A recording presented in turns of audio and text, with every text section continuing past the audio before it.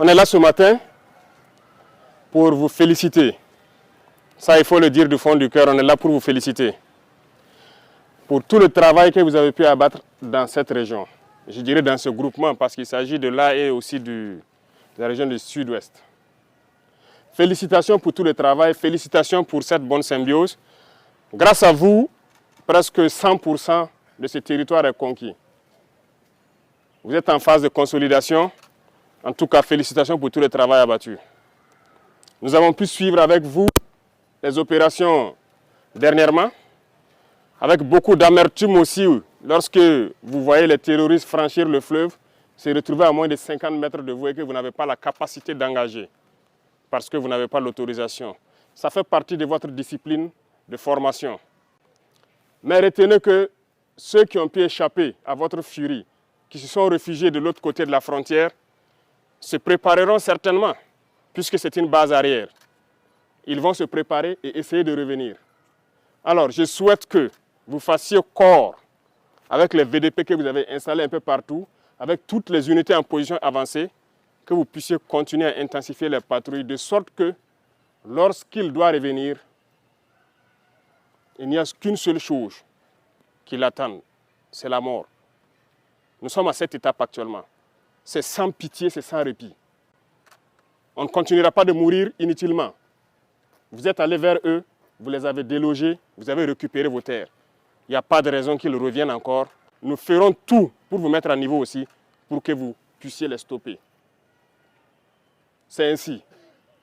Donc, redoublez de vigilance, prenez courage encore, continuez à fortifier avec les VDP qui sont sur le terrain, avec les unités en position avancée. S'il faut ériger des murs, on le fera. S'il faut creuser, on le fera. Félicitations pour tout le travail, beaucoup de courage. Vous allez commencer un nouveau cycle d'entraînement. La guerre de haute intensité. C'est à vous, chefs, officiers militaires, prenez ça en compte. Commencez à vous préparer pour la guerre de haute intensité. J'espère que je me fais comprendre.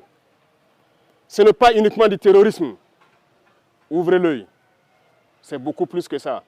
C'est une guerre de décolonisation. Et vous avez dû entendre ces derniers jours certains généraux ailleurs qui ont fait comprendre que s'il faille qu'ils viennent avec leurs armées nous recoloniser, il faut qu'ils viennent.